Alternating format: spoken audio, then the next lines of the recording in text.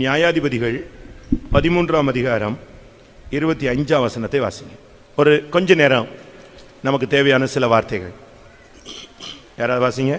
நியாயாதிபதிகள் 13:25. அவன் சோராவுக்கும் எஸ்தாவோலுக்கும் நடுவிலுள்ள தானின் பாளையத்தில் இருக்கையில் கர்த்தருடைய ஆவியானவர் அவனை ஏவ துவக்கினார். ஒரு வாலிபன். இன்றைக்கு உலகத்தில் வாலிபர்கள் என்று சொல்லுகிற ஒரு திரள் கூட்டம் வாலிபர்களை நாம் பார்க்கலாம். அவர்களில் எத்தனை பேர் ஆவியினால் ஏவப்பட்டவர்கள்? அப்படி நாம் கணக்கெடுத்து நாம் பார்ப்போமானால், எல்லாரும் கவனிங்க, வாலிப பிள்ளைங்க, குறிப்பாக வாலிப பாய்ஸ் அண்ட் கேர்ள்ஸ், என்ன நல்லா பாருங்க, உங்களுடைய கவனம் சிதறக்கூடாது. இன்றைக்கு உலகத்தில் நாம் கணக்கெடுத்து பார்த்தால் எத்தனை வாலிபர்கள் தேவனுடைய கட்டுப்பாட்டில் இயங்குகிறார்கள்? அப்படி நாம் ஒரு கணக்கெடுத்து பார்ப்போமானால் மிகவும் மிகவும் சொற்பமானவர்கள் தான் ஆண்டவருடைய கட்டுப்பாட்டில் இயங்குகிறார்கள். மற்றவர்கள் அனைவரையும் இன்னொரு வல்லமை ஏவி, இன்னொரு வல்லமை அவர்களை கட்டுப்படுத்தி, இன்னொரு வல்லமை அவருடைய வாழ்க்கையை சீரழித்துக் கொண்டிருக்கிறது. இதுதான் உண்மை. ஆனால் இவைகளுக்கு மத்தியிலே உலகம் பொல்லாங்கனுடைய கையில் கிடக்கும் பொழுது, முழு உலகமும் அவனுடைய கட்டுப்பாட்டில் இயங்கும் பொழுது, ஒரு சிலரை இல்லாவிட்டால் சிறு கூட்டத்தாரை கர்த்தருடைய ஆவியானவர் கட்டுப்படுத்தி நடத்தி கொண்டிருக்கிறார். அது ஒரு அதிசயமான ஒரு செயல். கர்த்தருடைய ஆவி ஒரு வாலிபனை சோராவுக்கும் எஸ்தாவோலுக்கும் நடுவில் உள்ள தானின் பாளையத்தில் இருக்கும் பொழுது ஆவியானவர் அவனை ஏவ துவக்கினார். இந்த ஏவுதல் என்பது இன்றைக்கு வாலிபர்களுக்குள்ளே உள்ளதான ஒரு முக்கியமான ஒரு அனுபவம். அவங்க நல்லா இருப்பாங்க, அவங்களுக்குள்ள இந்த ஏவுதல்கள் உண்டாகும். ஒரு தூண்டுதல், ஒரு எண்ணம். அந்த ஏவுதலுக்கு அவன் எப்படி இடம் கொடுக்கிறானோ அப்படி அவனுடைய வாழ்வு அமைகிறது. பிரியமானவர்களே, இங்கே இருக்கிற வாலிபர்களே, உங்களில் எத்தனை பேரை கர்த்தருடைய ஆவியானவர் ஏவுகிறார்? இல்லாவிட்டால் உங்களுடைய வாழ்க்கையை யார் ஏவுதல் கொடுத்து, யார் உன்னை தூண்டி, யார் உன்னை கட்டுப்படுத்தி நடத்துகிறார்? கர்த்தருடைய ஆவியானவர் என்னை ஏவுகிறார், என்னை நடத்துகிறார் அப்படின்னு சொல்றவங்க யாராவது இருந்தா கை வைத்துங்க பார்க்கலாம். சும்மா தைரியமா சொல்லுங்க. அபிஷேகம் பெற்றவங்க நீங்க சொல்லலாமே. கர்த்தருடைய ஆவிதான் என்னை நடத்துகிறது, அவர்தான் என்னை ஏவுகிறார்னு சொல்றவங்க கை வைத்து அல்லேலூயா சொல்லுங்க. இது ஒரு டவுட்ஃபுல் கொஸ்டின், அதனால எல்லாருக்குமே கொஞ்சம் கையை வைத்தவா வேண்டாமான்னு நம்ம யோசிக்கிறோம். ஒரு வாலிபன் சிம்சோன், அவன் சில பிரதிஷ்டைகளோடு வளர்ந்தவன். அவனுக்கு பிரதிஷ்டைகள் இருந்தது, ஆனால் வாழ்வின் நோக்கம் அவனுக்கு தெரியாது. நம்ம எல்லாரும் இப்போ பெண்டிகாஸ்டில் பிறந்திருக்கிறோம், இல்லாவிட்ட பேரண்ட்ஸ் பெண்டிகாஸ்டில் வந்திருக்கிறாங்க, இல்லாவிட்ட ஏதாவது ஒரு ஃப்ரெண்ட்ஸ் மூலமாக உள்ளே வந்திருப்போம். நான் என் சிஸ்டர் இந்த சண்டே ஸ்கூல் படித்ததுனால நான் வர்றதுக்கு ஒரு வாய்ப்பு கிடைச்சது, உள்ளே வந்தேன். அதுபோல் நீங்கள் ஏதாவது ஒரு வாய்ப்பில் நீங்கள் உள்ளே வந்திருக்கலாம். அவனுக்கு பிரதிஷ்டை இருந்தது. பிரியமானவர்களே, வாலிப பையன்தான், அவனுக்குள்ளே ஒரு அருமையான நசரைய பிரதிஷ்டை இருந்தது, விரதம் இருந்தது. ஆனால் அவனுக்குள்ளே ஆவியானவருடைய ஏவுதல், இல்லாவிட்டால் தேவன் அவனை கொண்டு செய்ய விரும்புகிற அந்த நோக்கம் என்ன என்பது அவனுக்கு தெரியாது. நீங்கள் கூட இந்த வாலிப பிராயத்தில் அபிஷேகம் பெற்றிருப்பீங்க, ஆனால் எதுக்காக உங்களை கர்த்தர் அபிஷேகம் பண்ணார்னு உங்களுக்கு தெரியாது. இல்லை, ஆண்டவர் உன்னை தூண்டி, உன்னை ஏவி, உன்னை நடத்தி, உன்னை பாதுகாத்து, உன்னை தப்புவித்து, உன்னை வழி நடத்துகிற அந்த எக்ஸ்பீரியன்ஸ் உனக்கு இருக்காம இருக்கலாம். ஆனால் உனக்கு தெரியும், நம்ம பெந்தேகோஸ்தில் இருக்கிறோம், பாவம் செய்யக்கூடாது, பாவத்துக்குள்ளே ஈடுபடக்கூடாது, பாவத்தில் சிக்கிக்கொள்ளக்கூடாது, நம்ம இந்த காரியங்கள்லாம் செய்யக்கூடாது, இதெல்லாம் நான் மாட்டிக்கொள்ளக்கூடாது, இதெல்லாம் உனக்கு தெரியும். அதுக்காக உன்னுடைய அறிவின்படி, உனக்குள்ளே இருக்கிற பலனின்படி, உனக்குள்ளே இருக்கிற அந்த சிந்தையின்படி நீ சில முடிவெல்லாம் எடுத்து அதில் போராடி தோற்று ஜெயித்து விழுந்து எழுந்து இப்படியே நீ போய்கொண்டே இருப்பாய். இதுதான் இப்பொழுது உள்ள வாலிபருடைய தற்கால நிலவரம். ஆனால் இவைகளுக்கு மத்தியிலே, அந்த பிரதிஷ்டையின் மத்தியிலே, அந்த வாலிப அந்த சிம்சோனுக்கு ஆவியானவர் ஏவ துவக்கினார். அவனுக்குள்ள ஒரு ஆவியானவருடைய தூண்டுதல் உண்டானது. உங்களுக்கு அப்படி உண்டாயிருக்கா? நல்லா தூங்கிட்டு இருப்பீங்க, கர்த்தருடைய ஆவி உன்னை தூண்டுவார், எழும்பி ஜெபம் பண்ணுன்னு சொல்லுவார். என்ன முடிவெடுக்கலாம் அப்படின்னு நீ சில காரியங்களை திகைக்கும் பொழுது உனக்குள்ள கரெக்டான சரியான கர்த்தருடைய ஆவி இருக்குமானால் உனக்கு சரியான ஒரு தூண்டுதல், ஒரு வெளிப்படுத்தல், ஒரு ஏவுதல் கிடைக்கும். போகலாமா, தலையிடலாமா, இது நமக்கு அவசியமா, நமக்கு இது தகுதியா, நம்ம மேல இருக்கிற அபிஷேகத்துக்கு இது கரெக்டா, இதெல்லாம் இன்னைக்கு நம்முடைய பிள்ளைகளுக்கு புரிந்து கொள்ள முடியவில்லை. அந்த நேரம் வரும்போது இவங்க கவுந்துடுறாங்க, தடுமாறிடுறாங்க, விழுந்துடுறாங்க. ஆனால் அந்த பிள்ளைங்களை பார்த்தீங்கன்னா பிரதிஷ்டை உள்ளவங்களா இருப்பாங்க, நல்ல ஒரு அபிஷேகம் பெற்றவங்களை போல இருப்பாங்க, நல்ல ஊழியத்தில் பிரயோஜனப்படுகிறவர்களாய் காணப்படுவார்கள். ஆனால் இந்த ஏவுதல் இல்லாத ஒரு வாழ்க்கை அவருடைய வாழ்க்கையை சீரழித்து விடுகிறது. அந்த கரெக்டான நேரத்தில் அந்த தூண்டுதல் உண்டாகிறது இல்லை. உங்களுக்குள்ள என்ன தூண்டுதல் இருக்கிறது? ஃபர்ஸ்ட் நீங்கள் இப்போ நம்ம ஃபர்ஸ்ட் பாயிண்ட் வந்து அனலைஸ் பண்ண வேண்டியது, யார் உன்னை ஏவுகிறது? 1 நாளாகமத்தில் 21ஆம் அதிகாரத்தில் 1ஆம் வசனத்தை நாம் பார்க்கும் பொழுது, ஒரு அபிஷேகம் பெற்ற மனிதனை சாத்தான் ஏவினான். எப்படி இருக்குன்னு யோசிச்சு பாருங்க. அவனுக்கு மேலே கர்த்தருடைய ஆவி இருந்தது, ஒரு அபிஷேகம் பண்ணப்பட்ட ஒரு ஆள். ஆனால் அவனுக்குள்ள இந்த சாத்தானுடைய ஒரு தூண்டுதல் வரும் பொழுது அதை அவனால் அனலைஸ் பண்ணி கிரகிச்சு இது சாத்தானுடைய தூண்டுதல் என்பதை உணர்ந்து அதை எதிர்க்க அவனுக்கு என்ன செய்யல முடியாமல் போய்விட்டது. அப்போ அந்த ஏவுதல் என்கிறத அவனால் புரிஞ்சு கொள்ள முடியலை. ஒரு நல்ல மனுஷன்தான், கர்த்தர் அவனை நேசித்தார் தான், ஆண்டவர் அவனை நடத்தினார் தான். ஆனால் அந்த ஏவுதல் வரும் பொழுது இது கரெக்டா யார் அப்படிங்கிறத அவனால் கண்டுபிடிக்க முடியலை. அவன் அதில் சிக்கினான். அதனால அவனுடைய தேசத்தில் எவ்வளவோ பேர் செத்து போனார்கள். தோல்வி. உன்னைய யார் ஏவுகிறது? உன்னை இந்த கடைசி காலங்களிலே கர்த்தருடைய ஆவியானவர் ஏவ வேண்டும். ஒவ்வொரு செகண்டும்.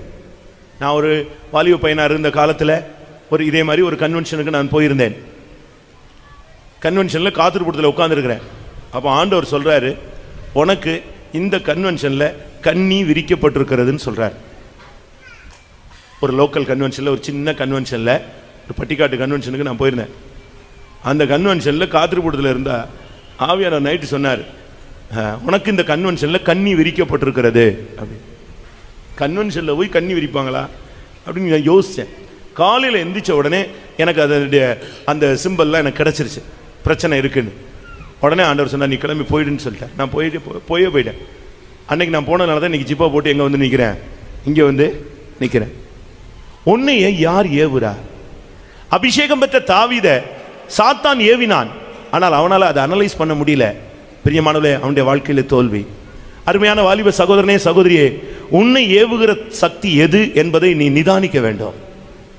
அதை நிதானிக்கலைன்னா உன்னுடைய கல்லூரி வாழ்க்கையில் நீ தோற்று போவாய், உன்னுடைய பள்ளி வாழ்க்கையில் நீ தோற்று போவாய், உன்னுடைய பெரியோர்களே உங்களுடைய குடும்ப வாழ்க்கையில் நீங்கள் தோற்று போவீர்கள்.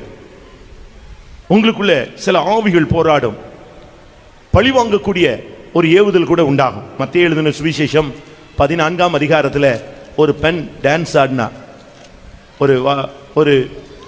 ஒரு பெண் ஒரு பிறந்த நாளில் டான்ஸ் ஆடினா. ஆடி முடித்த உடனே அந்த ராஜா கேட்டார், உனக்கு என்ன வேணும்னு. உடனே அவள் போய் தன்னுடைய தாயை கேட்டாள். தாய் அவளை ஏவி விட்டாள். என்ன ஏவி விட்டாள்? யோவான் ஸ்நானகனுடைய தலையை வாங்கும்படியாக ஏவினாள். மத்தேயு 14:8. அந்த ஏவுதல அந்த பிள்ளைக்கு புரியலை. ஒரு ஆளுடைய தலையை எடுக்க சொல்லி அம்மா சொல்கிறாளே, இது கரெக்டா, இது சரியா, இது தெய்வீகமா, ஒன்றுமே புரியலை. அப்படியே போய் ராஜாட்ட சொன்னான். அவன் ஒரு சுத்தமாக ஓப்ளஸ் ராஜாவன், அவனுக்கு தலையில் ஒன்றுமே இல்லை, செயலே படலை. அப்படியே அந்த பிசாசின் ஏவுதல் கீழ்ப்படிந்து ஒரு தேவனுடைய மனுஷனுடைய தலையை அப்படியே வெட்டி ஒரு தட்டில் கொண்டு வந்துட்டான். உனக்குள்ள இருக்கிற ஏவுதல் எப்படிப்பட்ட ஏவுதல்? பழி வாங்கக்கூடிய ஏவுதலா? கொலைகார ஏவுதலா? யாரையாவது எதையாவது பண்ணணுங்கிற ஒரு ஏவுதலா? இந்த ஏஜ் வந்து அப்படிப்பட்ட ஏஜ். இந்த வயது பழி வாங்கக்கூடியது. அவனை எப்படி அதை அழிச்சிடணும்னு பார்க்கறது. நான் ஒரு பையனை இப்பொழுது அவன் விவாகமாகிவிட்டது. அவன் ஒரு நாள் 12 வயதில் அவனுடைய தகப்பனை ஒருவன் கொன்று விட்டான். இவனுக்கு 12 வயது. அப்போ ஒன்றுமே அவனுக்கு தெரியாது. அப்பா இறந்துட்டார், யாரோ வெட்டிட்டாங்க, அவ்வளோதான் தெரியும். 32 வயது ஆனபோது அப்போ தான் கிறிஸ்துவுக்குள்ளே வரக்கூடிய ஒரு டைம். இயேசுவை அறிஞ்சுக்கிட்ட ஒரு நேரம். அப்போ ஒருத்தன் சொன்னான், உங்க அப்பாவை வெட்டினவனை நான் பார்த்தேன்னு சொன்னான். அப்படியே அவன் அந்த கிறிஸ்துவை ஏற்றுக்கொண்ட அந்த தன்மையை அப்படியே விட்டு நேர இறங்கி போய் அவனை கொன்னுட்டான். அவனுக்குள்ள அந்த தூண்டுதல் விட்டார். பிரியமானவர்களே, நீங்கள் எல்லாம் நல்லவர்கள் தான். ஆனால் இந்த தூண்டுதல் வரும் பொழுதுதான் நாம் கெட்டவர்களாக என்ன செய்கிறோம்? மாறுறோம். நல்லா ஜெபிக்கிறோம், கண்ணீர் விடுறோம், அபிஷேகத்தில் நிரம்புறோம். ஆனால் இந்த தூண்டுதல் தாக்குதல் வரும் பொழுது நமக்கு நிதானிக்க தெரியல. யோபு 20ஆம் அதிகாரம் 2ஆம் வசனத்தில் பதில் சொல்ல என் ஆவி ஏவினதுன்னு சொல்றான். கொஸ்டின் கேட்கறவனுக்கெல்லாம் பதில் சொல்லணும், வாய்க்கு பதிலுக்கு பதில் சொல்லணும், விட்டக்கூடாது, 4 வார்த்தை கேட்கணும். இது ஒரு பொல்லாத வல்லமையினுடைய ஒரு ஏவுதல். உனக்கு அறிவு இருக்கும், திறமை இருக்கும், உனக்கு ஞானம் இருக்கும், உனக்கு புத்தி இருக்கும். ஆனா இந்த ஏவுதல் எல்லாம் பதில் சொல்லுது. விடாத, கேள்விகள், 4 வார்த்தை சொல்லு, நல்லா சொல்லு. இதெல்லாமே இப்படிப்பட்ட தவறான ஒரு தூண்டுதல் நம்முடைய வாழ்க்கையை சீரழித்து விடுகிறது. உங்களுக்குள்ளே யோபு 20:3 22 நீங்கள் இதை பார்க்கலாம். சிந்தனைகள் ஏவுகிறது, உன்னை கட்டுப்படுத்தவே இல்லை. நீ இங்கே தான் உட்கார்ந்து இருக்கிற. தமிழ்ல ஒருத்தன் சொல்லுவான், மனம் ஒரு குரங்கு, தேனியில் இருக்கும் மதுரைக்கும் போகும், மதுரையிலிருந்து வீட்டுக்கு போகும், திருப்பி இங்கேயே வந்துடும் ஒரு செகண்ட்ல. ஆனால் நீ ஆவியில் அறிஞ்சிட்டு தான் இருக்க மாதிரி இருக்கும், இங்கே குதிச்சுக்கிட்டே இருக்கிற மாதிரி இருக்கும். ஆனால் அது டக்குன்னு அடுத்து அது குதிச்சு எங்கே போயிடும்? தேனியிலிருந்து மதுரை போகும், மதுரையிலிருந்து உசிலம்பட்டி போகும், எங்கேயாவது பட்டிவரம்பட்டி போகும், எங்கேயாவது போயிட்டு திருப்பி இங்கே வந்துடும், ஒரு செகண்டில் வந்துடும். மனம் ஒரு குரங்கு. இந்த ஏவுதலை நீ உணர வேண்டும். உன் சிந்தனைகள் உன்னை எப்படி ஏவுகிறது? உன் வாய் உன்னை எப்படி ஏவுகிறது? என்ன பதில் சொல்ல ஏவுகிறது? உனக்குள்ளே பழிவாங்குற அந்த ஏவுதல் இருக்கிறதா? யோசிச்சு பார். இந்த ஏவுதல் எப்படி உண்டாகிறது? நீங்கள் எந்த ஏவுதலுக்கு நீங்கள் கட்டுப்படுத்தப்படுகிறீர்கள்? ஆனால் சிம்சோனுடைய வாழ்க்கையில அவன் ஒரு பிரதிஷ்டையோடு இருந்து சாதாரண ஒரு மனுஷனா இருந்த பொழுது திடீரென்று ஒரு நாள் கர்த்தருடைய ஆவி அவனை ஏவ துவங்கினது. ஏவ துவங்கின பிறகுதான் வாழ்க்கையில போராட்டம். நீங்க இன்னைக்கு அபிஷேகம் பெற்று போறீங்க, இனிமே பிசாசு பயங்கரமா போராடுவான். நீங்க இப்பொழுதே அதுக்குரிய ரெட்டிப்பான வல்லமையை பெற்றுட்டு தான் நீங்க என்ன செய்யணும்? போகணும். கர்த்தருடைய ஆவி உன்னை ஏவன பிறகு உன்னைய மேற்கொள்ள பல வல்லமைகள் எழும்பும். உனக்குள்ள ஆவியானவருடைய ஏவுதல் வந்தால் அதை தடுக்க பல சக்திகளும்.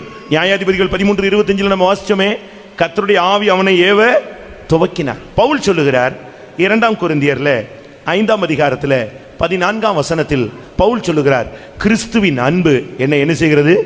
நெருக்கி ஏவுகிறது. உங்களுக்குள்ள எந்த ஏவுதல் இருக்கு? சண்டை போடணும், தலையை வாங்கணும், பதில் சொல்லணும், சிந்தனைகள் எண்ணங்கள் குழம்பி நீ பிசாசினால் ஏவப்பட்டு உன் வாழ்க்கையை சீரழிக்கணுங்கிற ஒரு ஏவுதல் வந்துகிட்டே இருக்கா? இப்படித்தான் சொல்லுவாங்க, உலகம் இவ்வளவுதான், அனுபவிக்கத்தான் நம்ம பிறந்திருக்கிறோம், ஏன் இதை அனுபவிச்சுட்டு போயிட வேண்டியானே, சாவுக்கு பிறகு யார் பார்த்தது, மறுமை வாழ்வை யார் கண்டது, இப்படிலாம் உனக்குள்ள ஏவிக்கிட்டே இருப்பான். அவனை பாரு, இவனை பாரு, அவன் நல்லா இருக்கான், இவன் நல்லா இருக்கான், அவன் அப்படி இருக்கிறான், அந்த கல்ச்சர் நல்லா இருக்கு. பிரியமானவர்களே, அப்படி அல்ல. இன்னொரு ஏவுதல் இருக்கிறது, அது தேவ ஆவியானவர். அந்த கர்த்தருடைய ஆவி உன்னை ஏவும் பொழுது, அந்த கிறிஸ்துவின் அன்பு உனக்குள் ஏவி வரும் பொழுது, நீ இந்த பிசாசு உலகத்தெல்லாம் ஈஸியா நீ அழகா மேற்கொண்டு நீ போய்விடலாம். லூக்கா எழுதின சுவிசேஷம் 2ஆம் அதிகாரம் 27ஆம் வசனத்தில் ஒரு வயதான நபர் கர்த்தருடைய ஆலயத்துக்கு வந்தார். அவருக்குள்ள ஒரு ஏவுதல் உண்டானது, ஒரு தூண்டுதல். இன்னைக்கு நீ சர்ச்சுக்கு போ, இன்னைக்கு நீ சர்ச்சுக்கு போ, இன்னைக்கு நீ சர்ச்சுக்கு போ, இன்னைக்கு நீ தேவ சமூகத்துக்கு போன்னு. அந்த ஏவுதல் கிடைச்ச போது ஓடி வந்துட்டார். எப்பொழுதுமே அடிக்கடி கோயிலுக்கு வர்றவர், ஆனா அன்னைக்கு அந்த ஏவுதல் கிடைச்ச பொழுது வந்தார். அங்கே அவர் இயேசுவை கண்டார். தேவாலயத்துக்கு கூட ஒரு ஏவுதலோடு அந்த மனுஷன் வந்தான். பிரியமானவர்களே, உங்களுக்குள்ள என்ன ஏவுதல் இருக்கு? பாலைவனம் கல்லூரி போவீங்க, ஸ்கூலுக்குள்ள அடுத்த ஸ்டெப்புக்கு போவீங்க, வேலை கிடைக்கும், இல்லை இன்னும் கொஞ்சம் அதிகமாக உயர்கல்விக்கு போவீங்க, உங்க பேரண்ட்ஸை விட்டு விலகி போவீங்க, உங்களுடைய நண்பர்களை விட்டு விலகி புது நண்பர்கள் கிடைப்பார்கள், உங்களுக்கு நீங்க இருந்த கல்ச்சரை விட்டு வேற ஒரு கல்ச்சருக்குள்ள போவீங்க, ஒரு வித்தியாசமான உலகம் போல தெரியும். இதுல உன்னை யார் ஏவ போகிறது? கர்த்தருடைய ஆவி உன்னை ஏவும்படியாக நீ இடம் கொடுத்தால் நல்லது. எஸ்ராவின் புஸ்தகத்தில் 1ஆம் அதிகாரம் 1 இல்லாவிட்டால் 5 இந்த வசனங்களில் பார்த்தால் கர்த்தருடைய ஆலயத்தை கட்ட அவர் கோரேசின் ஆவியை ஏவினார். கர்த்தருடைய ஆவி யாரை ஏவினதோ அவர்கள் எழும்பினார்கள். இன்றைக்கு நீ இந்த வாலிப வயது 2 விதமான ஏவுதல்கள் உள்ள ஒரு வயது. நீ நடுவில் நிற்கிற இருவழி சந்தியில் கழுத்தப்பட்ட ஒரு கழுதை போல நீ நின்று கொண்டிருக்கிறாய். உனக்கு லெஃப்ட் எடுக்கவா ரைட் எடுக்கவான்னு தெரியல, வலதுபுறம் போகவா இடதுபுறம் போகவான்னு உனக்கு தெரியல. அபிஷேகம் இருக்கு, ஆவியில் நிரம்புறீங்க, இன்னும் அடுத்த கோரஸ் பண்ண ஃபுல் ஸ்விங்கில் வந்துடுவீங்க. ஆனால் நல்லது. ஆனால் எந்த ஏவுதலுக்கு நீ கீழ்ப்படிய போகிறாய்? உனக்குள்ள போராடுகிற ஏவுதல் என்ன ஏவுதல்ங்கிறத நீ ஃபர்ஸ்ட் கண்டுபிடிக்கணும். இது தேவ ஆவியின் ஏவுதலா, இல்லாவிட்டால் சாத்தானுடைய ஏவுதலா? கர்த்தருடைய ஆவியின் சித்தமா, இல்லாவிட்டால் இது வேறொரு ஆவியினுடைய போராட்டமா? இதை நீங்க முதலாவது கிளியர் பண்ணுங்க. கர்த்தருடைய ஆவியில நிரப்பப்பட்ட மனிதன், ஏவப்பட்ட மனுஷன் எப்படி இருப்பான்? நான் உங்க முன்னால சில வசனங்கள் வைக்கிறேன். அந்த சிம்சோன் கர்த்தருடைய ஆவி ஏவ துவங்கினார், அவன் ஸ்டைல் மாறிடுச்சு. அந்த ஆவி ஏவ துவங்கின உடனே அது வரைக்கும் நார்மலா இருந்தவன், அது வரைக்கும் அவன் ஒரு சாதாரண ஒரு விசுவாசி போல தான் இருந்தான். ஆனா எப்பொழுது அவனுக்குள்ள அந்த ஏவுதல் வந்ததோ அவன் லைஃப் மாறிடுச்சு. அந்த ஏவுதல் கிடைச்ச அடுத்த செகண்ட் இவனை மேற்கொள்றதுக்கு சத்துரு போராடுகிறான். நியாயாதிபதிகளின் புஸ்தகம் 14ஆம் அதிகாரம் 5-6 வசனங்கள்ல பார்த்தா, கர்த்தருடைய ஆவி ஏவ துவங்கின உடனே அடுத்த சில நாட்களிலேயே அவனை சிங்கம் மேற்கொள்ள முற்பட்டது. நீ அபிஷேகம் பெற்றவன், அபிஷேகம் பெற்றவங்க சகோதரிகள் கை வைத்துங்க பார்க்கலாம். அல்லேலூயா சொல்லுங்க. சகோதரர் சைடில் அபிஷேகம் பெற்றவங்க கை வைத்துங்க. அப்ப நீங்க எல்லாரும் அபிஷேகம் பெற்ற உடனே உங்களை மேற்கொள்ள எவனை விழுங்கலாமோ என்று வகை தேடுகிற சாத்தான் வருகிறான். நான் இப்ப உங்களுக்கு சில ஆலோசனைகள் மாத்திரம் சொல்லி வச்சுட்டு நான் அனுப்புறேன். அபிஷேகத்தின் அந்த ஆவியின் ஏவுதல் கிடைத்த உடனே அடுத்த 2-3 நாள்ல பாத்தீங்கன்னா சிங்கம் அவனுக்கு நேரம் எதிர வந்துருச்சு. இது பிசாசை காண்பிக்கிறது.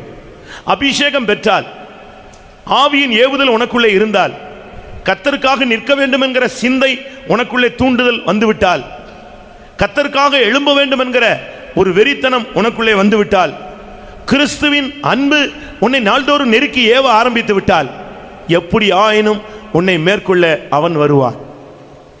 பாருங்க, அந்த ஆவியின் ஏவுதலோடு அவன் நின்றுட்டே இருந்தான். அந்த சிங்கத்தை பார்த்த உடனே இவனுக்குள்ள யூதா கோத்திரத்து சிங்கம் வந்து விட்டார். ஒரு சரியான ஒரு அபிஷேகம், கர்த்தருடைய வல்லமை அவன் மேல் பலமாய் இறங்கின 3 இடங்கள்ல ஒரு இடம் இந்த இடம். வாசிங்க நியாயாதிபதிகள் 14:5-6. அப்படியே சிம்சோனும் அவன் தாயும் தகப்பனும் திம்னாத்துக்கு போக புறப்பட்டார்கள். அவர்கள் திம்னாத் ஊர் திராட்சை தோட்டங்கள் மட்டும் வந்தபோது, இதோ கெர்சிக்கிற பாலசிங்கம் ஒன்று அவனுக்கு எதிராக வந்தது. அப்பொழுது கர்த்தருடைய ஆவி அவன் மேல் பலமாய் இறங்கினதினால் அவன் தன் கையில் ஒன்றும் இல்லாதிருந்தும் அதை ஒரு ஆட்டுக்குட்டியை கிழித்து போடுகிறது போல் கிழித்து போட்டான். பாருங்க, கர்த்தருடைய ஆவியின் ஏவுதல் இதுதான். கர்த்தருடைய அபிஷேகம் இருந்தா சிங்கமாவது, புலியாவது, கரடியாவது, உலகமாவது, மாமிசமாவது, பிசாசாவது, என்ன போராட்டம் ஆனாலும் சரி, இந்த உலகமே உனக்கு விரோதமாய் எழும்பி வந்தாலும் கர்த்தருடைய ஆவி உனக்குள்ள இருந்து சரியாக உன்னை ஏவி, கர்த்தருடைய ஆவி பலமாய் உன்மேல் இறங்குகிற ஒரு வாழ்க்கை உனக்குள்ளே இருக்குமானால், அதனால தான் வாலிப பிள்ளைகளை அபிஷேகத்தில் நிரம்புன்னு சொல்றோம், பையங்களை ஆவியில் நிரம்புங்கன்னு சொல்றோம், அந்நிய பாஷை பேசுங்கன்னு சொல்றோம், தேவனோடு பேசுன்னு சொல்றோம், உன்னை பலப்படுத்துகிற கிறிஸ்துவா இருக்க வேண்டும் என்று சொல்லுகிறோம். ஏன் இப்படிப்பட்ட வாலிபர்கள் கூட்டம் நடத்துகிறோம்? சும்மா பாட்டு பாடி டான்ஸ் ஆடுறதுக்கல்ல. நம் இந்த நோக்கமே அவங்க அந்த சிங்கத்தை கிழிக்கணும், அந்த ரெட்டிப்பான வல்லமை அவர்கள் பெற்றுக்கொள்ள வேண்டும். சரியான கர்த்தருடைய வல்லமை பலமாய் இறங்கினது, சாதாரணமா இல்ல. கர்த்தருடைய வல்லமை இறங்கிச்சுன்னு சொல்லல. உங்க பைபிள்ல பாருங்க, அப்படி எங்க எழுதி இருக்கா? உன் பைபிள்ல இருக்கா? அப்படி பாரு, கர்த்தருடைய வல்லமை இறங்கினது இருக்கா? எப்படி இருக்கு? கர்த்தருடைய வல்லமை பலமாய் இறங்கினது. அந்த பலமாய் இறங்கினது அவனுடைய ஏவுதல். அவன் அந்த அபிஷேகத்திலேயே ஆவியான ஒரு ஏவுதல்ல கண்ட்ரோல்ல இருந்த பொழுது இந்த சிங்கம் வந்தது, எழும்பி போய் ஒரே கிழிச்சிட்டான். இது பிசாசை காண்பிக்கிறது. உன்னுடைய படிப்பை, உன்னுடைய வருங்காலத்தை, உன்னுடைய நன்மையான வாழ்க்கையை, உன்னுடைய தரிசனமான வாழ்க்கையை, உன்னுடைய சியோனின் அழைப்பு உள்ள வாழ்க்கையை, உன்னுடைய வருங்கால வாழ்க்கையின் செழிப்பை நஷ்டப்படுத்த ஆவியின் ஏவுதல் பெற்ற உனக்கு விரோதமாய் இந்த சிங்கம் வரும், இந்த பிசாசு வருவான். நீ அவனை கண்டு பயப்படக்கூடாது, அவனோடு நீ ஒத்து போகக்கூடாது. நீ பலமான கர்த்தருடைய வல்லமைக்கு நீ இடம் கொடுத்து அவனை கிழித்து போட வேண்டும். கர்த்தருடைய ஆவி அவன் மேல இறங்கின போது அவன் ஒரு ஆட்டுக்குட்டியை கிழித்து போடுகிறது போல அதை கிழித்து போட்டான். கர்த்தருடைய அபிஷேகத்தினால நீங்கள் இந்த நாட்களில் பிசாசை ஜெயிக்க வேண்டும். பிசாசுக்கு எதிர்த்து நில்லுங்கள், அப்பொழுது அவன் உங்களை விட்டு ஓடி போவான். பிசாசை பார்த்துட்டு ஒரு இடத்துல பிசாசை துரத்துனாங்களாம். அது போகவே இல்லையா. இவனு எவ்வளோ நேரம் துரத்தி பார்த்தானா, முடியலையா. கடைசியில் சொன்னானா, ப்ளீஸ் தயவு செய்து போயிட்டுன்னு சொன்னான். போயிடுமா? தயவு செய்து போன்னு சொன்னா போகுமா பிசாசு? அவனை நீ கடிந்து கொள்ள வேண்டும், அவனை நீ எதிர்த்து நிற்கணும். சிங்கம் வந்த உடனே இவங்க அம்மா அப்பா அக்கா தங்கச்சி எல்லாம் கூப்பிட்டானா யாராவது? லைட் அணைச்ச உடனே நீங்கள் கத்திருவீங்க, பள்ளி விழுந்துச்சுன்னா 3 மைல் ஓடிடுவீங்க. ஆனால் இவன் பாருங்க, சிங்கம் வந்து நின்னது, இவனுக்குள்ள ஆவியானவர் இருந்தார். ஆவியின் ஏவுதல் வந்த பொழுது அவன் அந்த சிங்கத்தை கிழித்து போட்டான். அந்த வல்லமை உனக்குள்ளே இருக்க வேண்டும். அதனால தான் நீங்கள் இப்போ நீங்கள் அடுத்த ஸ்டேஜுக்கு போறீங்க. அதுக்கு முன்னால கர்த்தர் உங்களை சரியான ஒரு அபிஷேகத்தில் நிரப்பி கொண்டு போவார். இந்த சிங்கம் எங்கிருந்து வரும்னு தெரியாது. திராட்சை தோட்டத்துக்குள்ள தான் இருந்துச்சு. சபைக்குள்ள கூட இந்த பிசாசின் போராட்டம் இருக்கலாம். உலகத்தில் உனக்கு போராட்டங்கள் இருக்கலாம். உன்னுடைய கல்லூரியில் இந்த சிங்கம் எழும்பி வரலாம், உன்னுடைய வேலை ஸ்தலத்தில் வரலாம், உன்னுடைய புருஷனுக்குள்ள இருந்து இந்த சிங்கம் வெளியே வரலாம். எந்த வல்லமை வந்தாலும் கிறிஸ்துவின் அன்பு உன்னை நெருக்கி ஏவினால் நீ இந்த சிங்கத்தை கிழித்து போடலாம். இரண்டாவதாக, அடுத்து அவன் ஒரு 30 பேரை கொன்று போட்டான் என்று வேதம் சொல்லுகிறது. கர்த்தருடைய ஆவி அவன் மேல் அடுத்து பலமாய் இறங்கின ஒரு இடம். நியாயாதிபதிகள் 14ஆம் அதிகாரம் 19ஆம் வசனம். கர்த்தருடைய ஆவி அவன் மேல் இறங்கினதினால் அவன் அஸ்கலோனுக்கு போய் அவ்வூரார் 30 பேரை கொன்று 30 பேரை கொன்றான். இது மாமிசத்தை அழிப்பதை காண்பிக்கிறது. கவனிங்க, ஒன்று பிசாசு, உன் கண்ணுக்கே தெரியாது, எப்படி ஆயினும் உனக்கு விளைவிச்சிடணும், உன் வாழ்க்கையை நாசப்படுத்திடணும், உன் படிப்பை நிறுத்திடணும், உன் ஃபியூச்சரை நஷ்டமாக்கிடணும், உன்னுடைய அழைப்பை ஒண்ணுமில்லாம ஆக்கிடணும். இப்படி பிசாசு போராடுவான். நீ கர்த்தருடைய அபிஷேகத்தில் இருந்தீனா அதை ஜெயிக்கலாம். இரண்டாவது, மாம்சம், இச்சைகள், எண்ணங்கள், நினைவுகள், தோற்றங்கள், விருப்பங்கள், வாஞ்சைகள், தூண்டுதல்கள், இது எல்லாமே இந்த வாலிப பிராயத்தில் உள்ள ஒரு போராட்டம். ஆவிக்கு விரோதமாய் மாம்சமும், மாம்சத்துக்கு விரோதமாய் ஆவியும் ஒன்றுக்கு ஒன்று எதிரடையாக நியமிக்கப்பட்டிருக்கிறது. அப்படித்தான் பைபிள் சொல்லுது. நீங்க நல்லதா இருக்கணும்னு ஆசைப்படுறீங்க, கர்த்தருக்காய் நிற்கணும்னு ஆசைப்படுறீங்க. ஆனா இந்த மாம்சம் இடம் கொடுக்காது. முழங்கால் போட விடாது, கண்ணை மூட விடாது, ஜெபிக்க விடாது, தூங்க விடாது, எழும்பி ஜெபிக்க விடாது, கர்த்தருடையக்காக பாடுபட விடாது, சுகபோகத்தை நாடும், மேக்கப் பண்ண சொல்லும், ரொம்ப அழகுபடுத்த சொல்லும், உன்னையே ரொம்ப ட்ரிம்மா போக வைக்கும். இதெல்லாமே உனக்குள்ள உள்ள போராட்டங்கள்.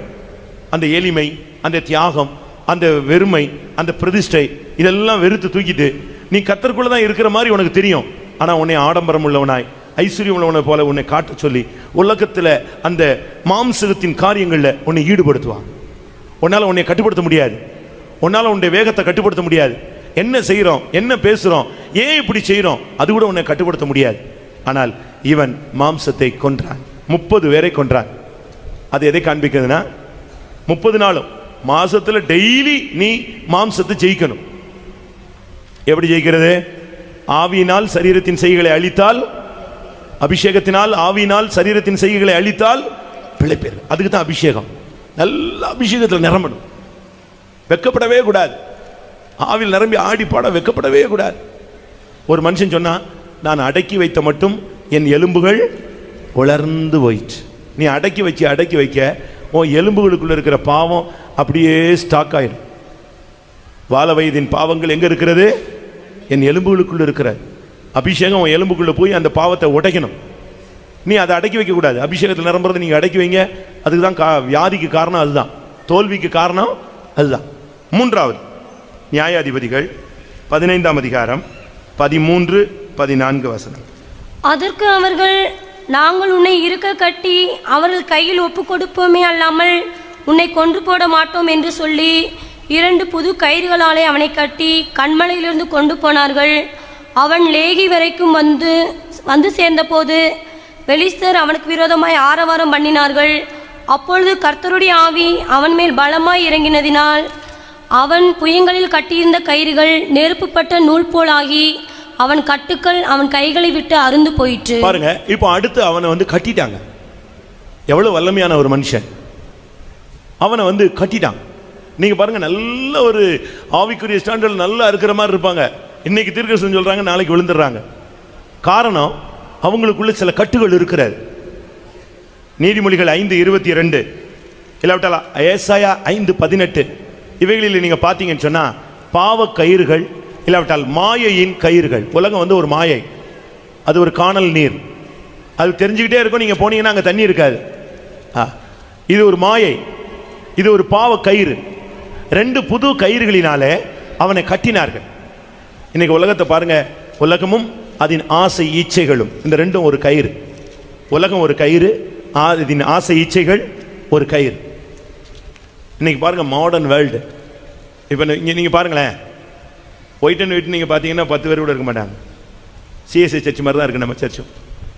காரணம், இன்னும் அவங்க என்ன செய்யலை, உலகத்தை ஜெயிக்கலை. இன்னும் உங்களுக்கு ஜெயம்ங்கிற அந்த அனுபவம் வரல. ட்ரெஸ்ஸில் ஜெயம் இல்லை. உங்களுடைய வாழ்க்கையில் உலகத்தை நீங்கள் ஜெயிக்க வேண்டும். நீங்கள் பாருங்க, முந்திலாம் பெண்டிகாஸ்ட் சர்ச் பாருங்க, ஃபுல் ஒயிட் அண்ட் ஒயிட்ல இருப்பாங்க. ஈவன் பவனி கூட நம்ம இப்படி தான் பண்ணுறோம், ஒயிட் அண்ட் ஒயிட்ல. இப்போ பாருங்க, நம்ம அப்படி பண்ண முடியலையே. காரணம் உலகம். இன்னைக்கு உலகம் வாலிபர்களுக்குள்ள புகுந்து விளையாடுது.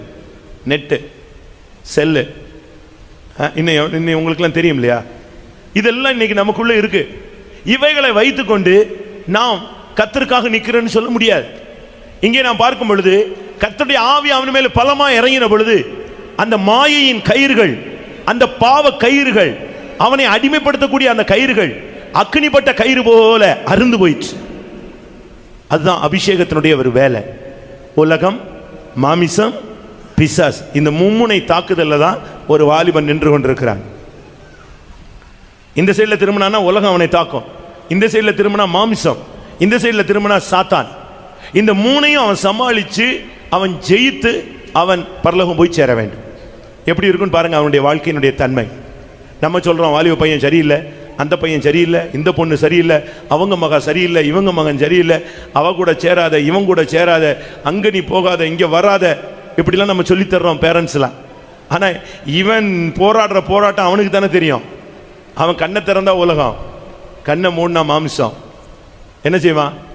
கண்ணை திறந்தா உலகம் முன்னால் நிற்குது, கண்ணை மூடிட்டானா மாமிச போராட்டம் உள்ள வந்துடுது. உள்ளும் வெளியையும் புறம்பையும் போராட்டங்கள். அவன் என்ன பண்ணுவான்? இது போக மனதில் சாத்தான் இவனை எப்படி மயக்கலாம், எப்படி விழ வைக்கலாம். இந்த நேரத்தில் தான் கர்த்தருடைய ஆவி அவனை ஏவ துவங்கினார். இன்றைக்கு நான் இப்போ வார்த்தையை முடிக்கிறேன். கர்த்தருடைய வல்லமை இப்பொழுது உங்களுக்குள்ளே திரும்ப வர வேண்டும். சிம்சோன் கர்த்தருடைய ஆவி ஏவப்பட்ட ஒரு மனுஷன். கர்த்தருடைய ஆவி அவன் மேல் ஏவன பொழுது அவன் சிங்கத்தை கிழித்து போட்டான். கர்த்தருடைய வல்லமை இறங்கின பொழுது மாம்சத்தை அழித்து போட்டான். கர்த்தருடைய வல்லமை இறங்கின பொழுது அவன் மேல இருந்த கயிறுகள் எல்லாம் அருந்து போயிற்று. கர்த்தருடைய ஆவி அவனை ஏவ துவங்கின பொழுது அவனுடைய வாழ்க்கை மாறினது. அது வரைக்கும் அவன் ஒரு ஆர்டினரி பெர்சன். பிரதிஷ்டை தான், நசரேய விரதன்னு சொல்லுவான், முடியை மட்டும் வளர்த்து போட்டு சுற்றுவான். ஆனால் அவனுக்கு லைஃப்பில் எந்த மாற்றமும் இல்லை, முன்னேற்றமும் இல்லை. அருமையான சகோதரனே, அருமையான சகோதரியே, வாலிப சகோதரனே, சகோதரியே, இதுவரைக்கும் இந்த கிறிஸ்தவ வாழ்க்கையில் எந்த விதமான ஒரு முன்னேற்றமும் ஒரு ப்ராக்ரஸும் இல்லாமல், ஒரு செழிப்பும் இல்லாமல், ஒன்றுமே இல்லாமல் நீ ஏதோ ஒரு சாதாரண ஒரு கிறிஸ்தவ வாழ்க்கை வாழ்கிறாய். அதனால உன்னால முன்னேறி போகவே முடியவில்லை. ஆனால் இன்றைக்கு நான் உனக்கு சொல்லுகிறேன், கர்த்தருடைய ஆவி இந்த கூட்டத்தில் உன்னை ஏவ துவக்குவார். உன்னோடு போராடுகிற அந்த பிசாசை எந்த பாஸ்டரும் உனக்கு ஹெல்ப் பண்ண மாட்டாங்க. நீ தான் என்ன செய்யணும்? கர்த்தருடைய அபிஷேகத்தினால் ஜெயிக்கணும். நீதான் அந்த மாம்சத்தின் கிரியைகளை அபிஷேகத்தினால் மேற்கொள்ள வேண்டும். நீதான் அந்த வல்லமையை, அந்த உலகத்தின் இச்சைகளை, எண்ணங்களையும் ஆசைகளையும் நீ இன்றைக்கு அபிஷேகத்தினால் ஜெயிக்க போகிறாய். அப்படி வாஞ்சிக்கிற எல்லாரும் கண்களை மூடுவோமே. ஆமென். எல்லாரும், சிறியோர் பெரியோர் எல்லாரும் கொஞ்சம் முன்னால வாங்க, கண்களை மூடுங்க.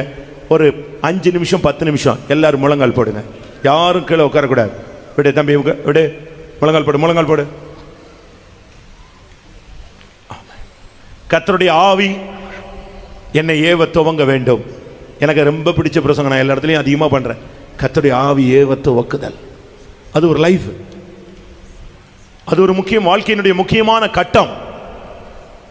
ஆவி ஏவ கர்த்தருடைய ஆவி ஏவ துவங்காவிட்டால் உன் வாழ்க்கை இப்படியே இருக்கும். உன் சூரியன் அஸ்தமித்த நிலவரத்திலேயே, இருள் சூழ்ந்த நிலவரத்திலேயே, போராட்டமான சூழ்நிலையிலேயே, நீ கஷ்டமான அந்த பாதையிலேயே நீ போய் கொண்டிருப்பாய். கர்த்தருடைய ஆவி எப்பொழுது சிம்சோனை ஏவ துவக்கினாரோ அந்த நிமிஷத்தில் அவன் வல்லமையுள்ள மனிதனாய் மாறினான். சிங்கத்தை கிழித்து போட்டான், மாம்சத்தை அழித்து போட்டான், பாவ கயிறுகள், மாயையின் கயிறுகளை அருந்து போனது. ஆமென். கர்த்தருடைய ஆவி அவன் மேல் வந்து தங்கி இருந்தார். அருமையான நண்பனே, உன்னை யார் ஏவுகிறது? எல்லாரும் கண்களை மூடுங்கள். ஆமென். என்னுடைய இந்த வாலிப வயதில் சில நேரங்களில் சாத்தான் என்னை ஏவி இருக்கிறான். சத்துருவுடைய தூண்டுதல் எனக்குள்ள இருந்திருக்கிறது. சில நேரங்களில் அந்த சாத்தானுடைய தூண்டுதலுக்கு இடம் கொடுத்து என் வாலிப பிராயத்தில் நான் தோற்றிருக்கிறேன் என்று சொல்லுகிறவர்கள் யாராவது இருந்த கைகளை வைத்துங்க பார்க்கலாம். நீங்க உங்களுக்கு இந்த பிரசங்க வேலை செஞ்சிருக்கா இல்லையான்னு பார்க்கலாம். என்னுடைய வாலிப வயதில் சாத்தான் என்னை ஏவி நான் அதை புரிந்து கொள்ளாமல் அவனுடைய ஏவுதலுக்கு இடம் கொடுத்து வாழ்க்கையில் முக்கியமான கட்டங்களில் நான் தோற்று போய்விட்டேன். அப்படி உணர்றவங்க யாராவது இருந்தால் கை வைத்துங்க. உலகத்தில், மாம்சத்தில், பிசாசின் பிடிகளில் நான் சிக்கி கிருபையை, அபிஷேகத்தை, வாழ்க்கையின் மேன்மையை, படிப்பை, முன்னேற்றத்தை நான் தடுத்து விட்டேன். ஆமென். கர்த்தர் கிருபையாய் உங்களை மன்னிப்பாராக. எல்லாரும் கண்களை மூடுவோம். கர்த்தாவே, உம்முடைய ஆவி என்னை ஏவட்டும். ஹல்லேலூயா. ஆமென். அருமையான பிள்ளையே, கர்த்தருடைய ஆவியினை இன்றைக்கு உன்னை ஏவ போகிறார். கர்த்தருடைய அபிஷேகம் உன்னை நிரப்ப போகிறது. உலகம், மாமிசம், பிசாசு, நீ இவைகளை அபிஷேகத்தினால் மேற்கொள்ள போகிறாய். ஆமென். எத்தனை பேரை கர்த்தருடைய ஆவி ஏவ துவங்கணும்னு ஆசைப்படுறீங்க? கைகளை வைத்துங்களேன், சொல்லுங்களேன். ஆமென். ஹல்லேலூயா. ஹல்லேலூயா. எத்தனை பேருக்கு அப்படி ஒரு ஆசை? சொல்லுங்க. ஆமென். இனிமேல் என் வாழ்வில் கர்த்தருடைய ஆவிதான் என்னை ஏவ வேண்டும். சொல்லுங்க பார்க்கலாம். இனிமேல் என்னுடைய வாழ்வில் எந்த பகுதியிலும் கர்த்தருடைய ஆவிதான் என்னை ஏவி நடத்த வேண்டும். என்னை அபிஷேகத்தினால் நிரப்ப வேண்டும். உலகத்தை நான் ஜெயிக்க வேண்டும். மாம்சத்தை ஜெயிக்க வேண்டும். பிசாசை ஜெயிக்க வேண்டும். கர்த்தர் உன்னுடைய வாஞ்சையை அறிந்திருக்கிறார். இப்பொழுதே கர்த்தர் உன்னை அபிஷேகிக்க போகிறார். ஹல்லேலூயா. ஆமென். கர்த்தருடைய ஆவி உன்னை ஏவட்டும். ஹல்லேலூயா. ஹல்லேலூயா. கர்த்தருடைய வல்லமை உன்னை நிரப்ப போகிறது. ஒரு அபிஷேகத்தின் நிறைவோடு நீ திரும்பி போவாய்.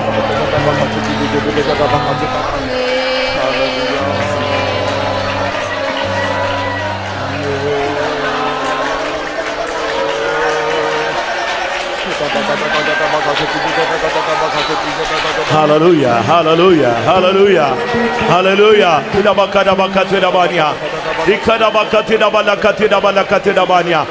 Amen, amen, amen. அருமையான நண்பனே, நீ உன்னையே சுய பரிசோதனை பண்ணிக்கொள். இதுவரை உன்னை 2 வல்லமைகளும் போராடி நீ சில நேரங்களிலே நிதானிக்க தெரியாமல் சத்துருவின் அந்த ஏவுதலிலே நீ சிக்கி விட்டாய்.